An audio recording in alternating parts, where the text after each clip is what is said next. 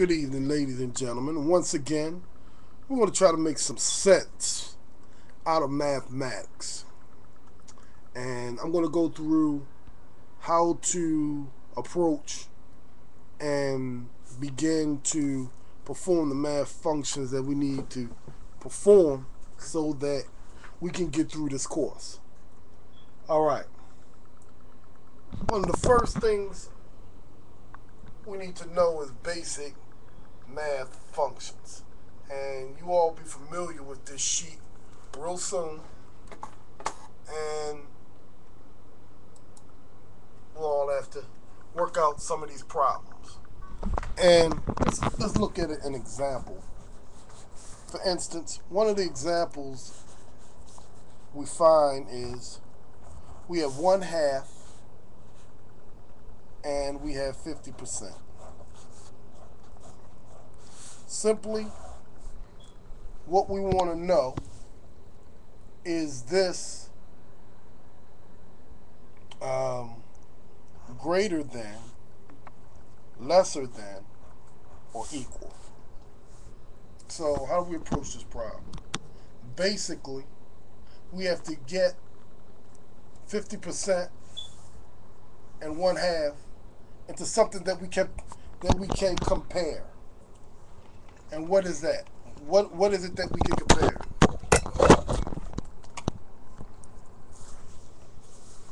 Let me adjust this light right quick. Right. We can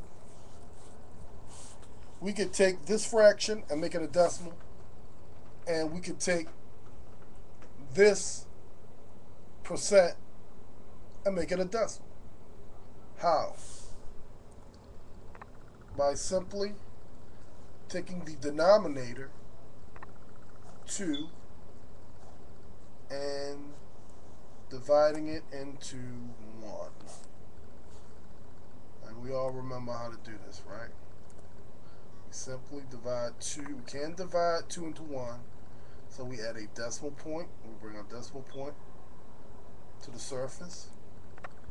We add a 0. So this is similar to a 10. So we can divide 2 into 1 decimal point 0, which would go 0.5 times. Now we have 50%. And everybody remembers this. You want to drop the percent sign, replace that with a decimal point, and then move 2 spaces to where? The right or left? To the left. 2 spaces left. We go 1, 2, and we get 0.50. Now we have 0.5, 0.50. We can have 0.5, 0.50. All of these are the same. So we get a problem like this.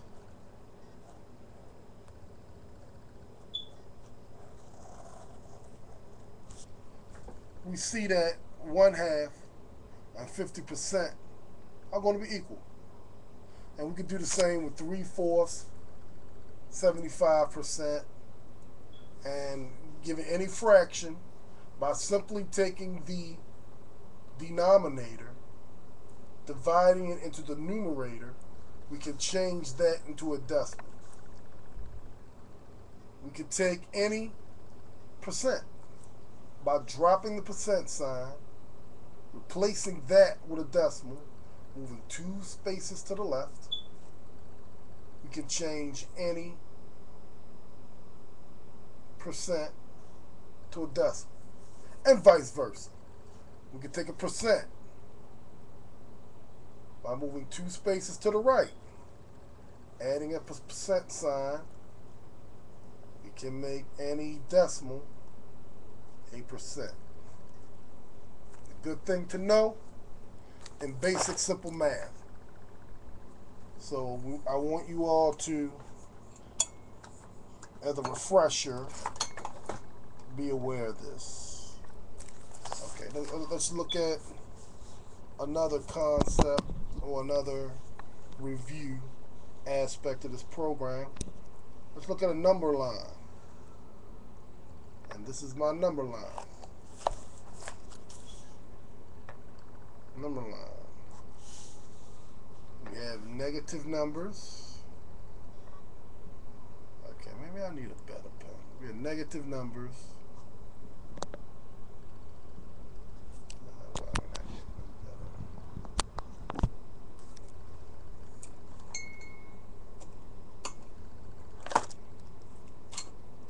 Right, okay, we have negative numbers.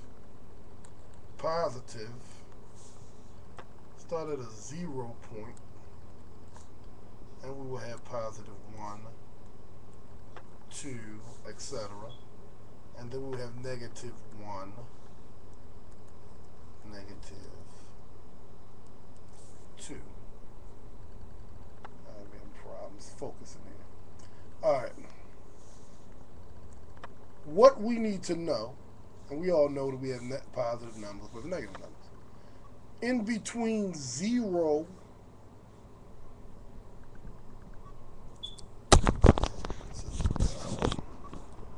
in between 0 and 1, we have numbers that are not here, but we have to know they are here. And in between here, we're going to have, in particular, that we need to know 9 numbers. We have 0.1,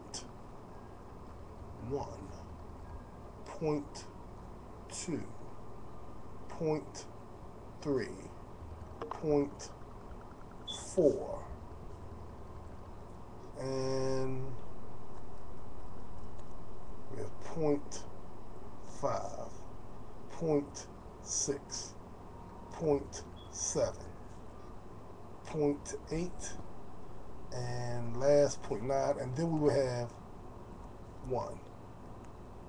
So in between 0 and 1 are these points. So if we look at a graph and we graph our number line at a point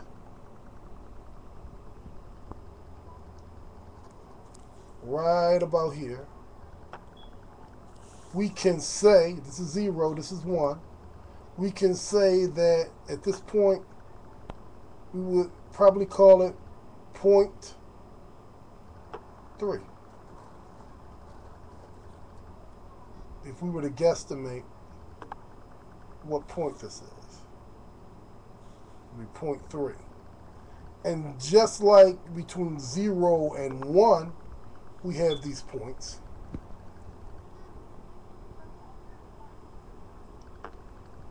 Right? In between 1 and 2, we have the same points, which would be 1.1, 1.2, 1.3, 1.4, 1.5, all the way up to 1.9, and then we have 2. And we can find these points by guesstimating the spacings in between these numbers. Even to the negative side, we will have negative 0.1, 0.2, 0.3, 0.4, 0.5, 0.6, and so forth till you get to negative 1. Then we have negative 1.1, 1.2, 1.3, 1.4, 1.5, and so forth. So, at some point, you may be asked a question like,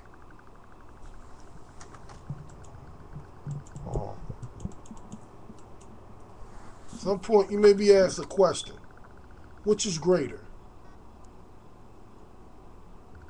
Negative 0.25 or let's say -3. Interesting.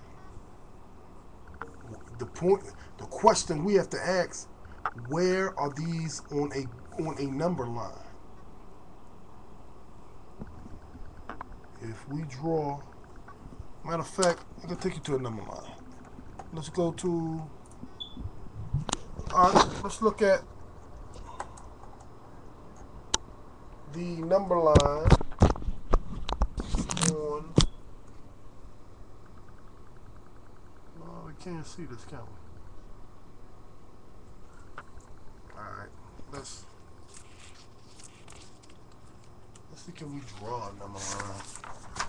And let's see, can we use something a little more visible? Alright. Draw a number line right here. A lot better.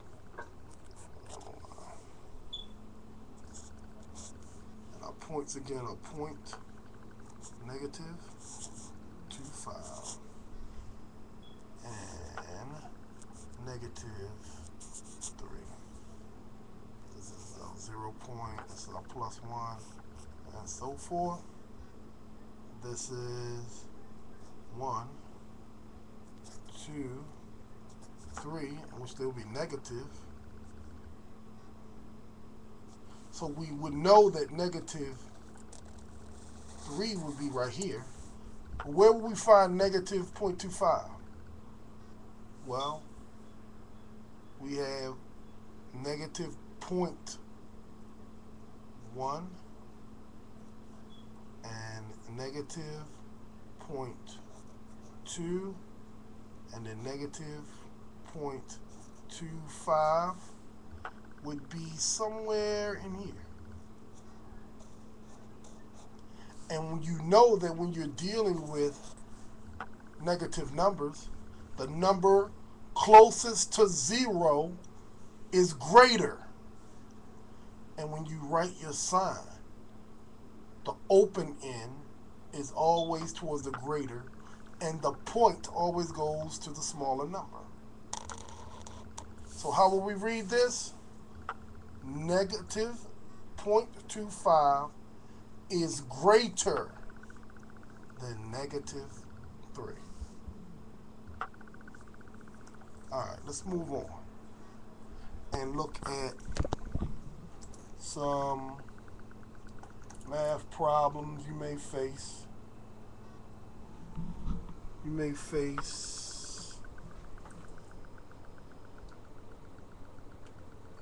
During your course.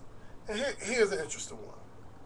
We have 120 decimeters equal how many meters? Now we have to learn how to use our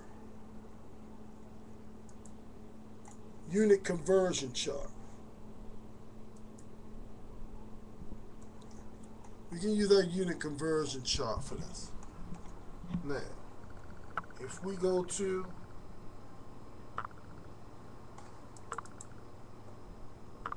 here, you can see we're at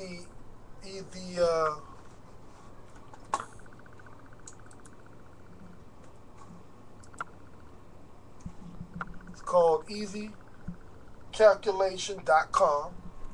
And we find our calculator. And we can basically go right here, put in 120 decigrams. We're going to convert from decigrams, and I'm going to calculate. And the beauty of this, it tells us exactly how many grams, how many micrograms, milligrams, centigrams, decagrams, hectograms, kilograms, and megagrams, as well as other forms that we can interpret from our conversion. So we want to get used to using our easy calculation, easycalculation.com conversion chart, which you can find on page 9 of your text. You just click on it, it'll take you straight there, and you can begin to convert measurements, lengths, volumes. We're going to use weights, measurements of weights when we're talking about pounds, ounces. We're going to use volume measurements when we're talking about gallons, quarts, pints, half pints. We're going to use length measurements when we're talking about feet, inches. So we do need to know that and be familiar with using the easycalculation.com conversion chart. So familiarize yourself with this so you'll know how to use it. And it'll help you interpret problems of measure that you will need for this class. Also, we talk about temperature as well. So going from Fahrenheit to Celsius or even Kelvin. So once again, familiarize yourself with this chart and it will help you. Now, let's talk about problems where you'll be asked to solve for X. And in this class, we'll do it two ways. One way, and here's an example. We're going to solve for X using basic steps. For example, let's say we have 4x plus 21 equals 69.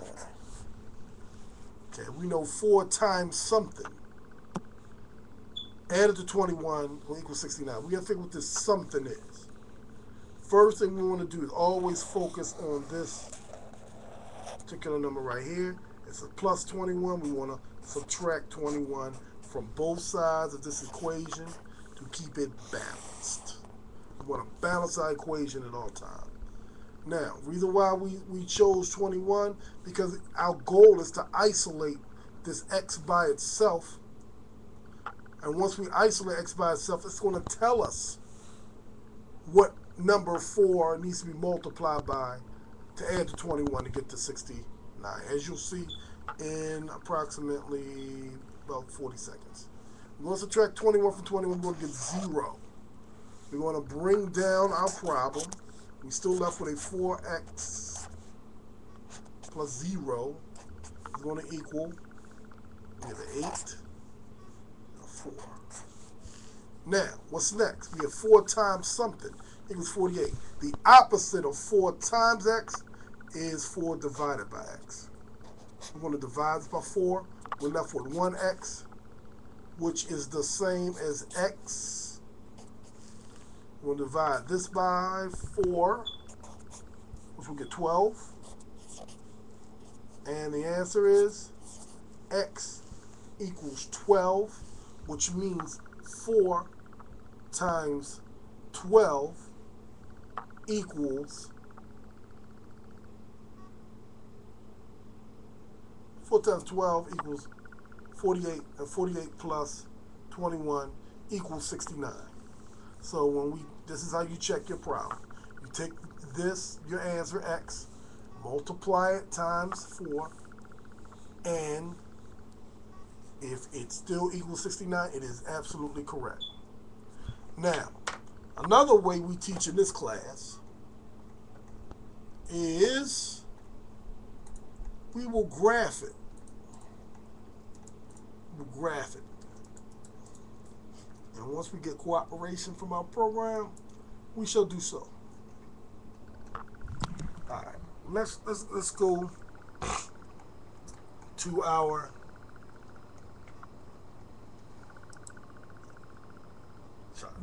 go to a graphing calculator and go to our y sub 1 line. Click on it. How will we graph a problem like that? Simply, we're going to put the same problem in as 4x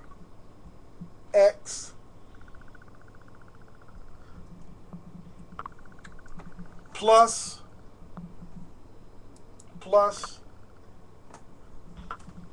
21.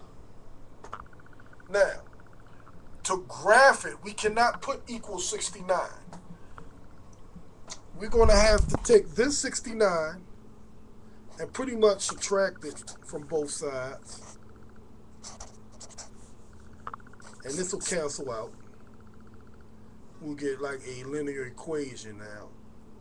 So now we got minus 69. So we can put it in as 4x plus 21 minus 69. So minus 69. We're going to hit graph. This is our graph. This graph tells us our answer. We don't see it. We see the line going through x. First of all, on the graph we have our x-axis, which is right here, and our y-axis, which is right here. Or we're concerned with where this equation crosses x. So we want to zoom out, and we see right here that it crosses the x-plane at 12. And we can solve the problem that way, and we'll simply write it as x equals 12. X equals 12. Okay. Let's take a look at these algebraic equations, which can be solved by using the order of operations,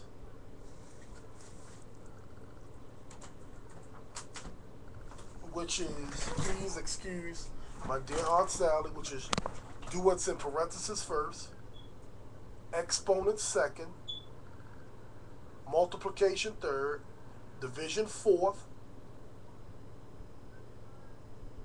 addition fifth, and subtraction last. Now, complex problems, we want to use our TI-83 calculator. I'm going to turn it on, and we're going to take this problem, which states we have, and basically you can put it in as is. It's just a matter of knowing the calculator. So you're going to take 3. Let's see if we can make this calculator a little bigger so you can see it. Yeah, I think it's a lot better. Give me a 3. We'll use our parenthesis. And we're going to have parenthesis 2 minus, now notice, we have a double negative. 2 minus a negative 3. So the first one we're going to use is our minus sign. That's 2 minus a negative 3. This is where we find, this is how we make negative numbers. We want to click right here, minus 3. and it should look like this. Then we're going to add we're going to close the parenthesis. Now we're going to go to the second power. Now in this calculator, there's two ways to go to second power. You can just click on right here, and it'll take any digit to the second power, or we can click second. I'm sorry. Let me erase that. Erase that. We can go. We can arrow up right here. Arrow up 2. Now I always like to use the arrow up key. Why? Because if you want to take a number to the third power, fourth power, fifth power, sixth power, there are no keys to do that. So you have to arrow up to the fifth power, arrow up to the ninth power. So I would recommend you be in the habit of just arrowing up, period, when you're solving problems. Now, we have a square root that we need to locate. Right here, the square root of 324. So, we're going to go to the second key. Now we're going to hit the square root, which is located right above x squared.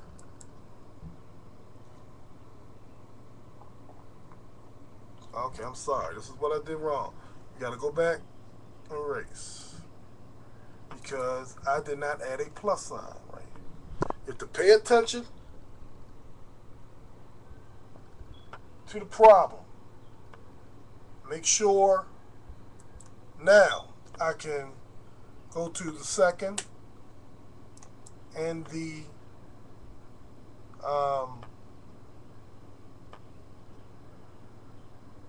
square root.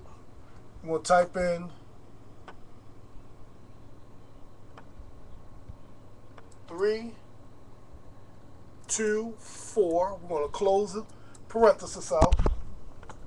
As you can see, this is what it looks like. This is what the original problem looks like. Now we're going to do plus 1/3 plus negative 12 divided by 3 to the second power. Okay, now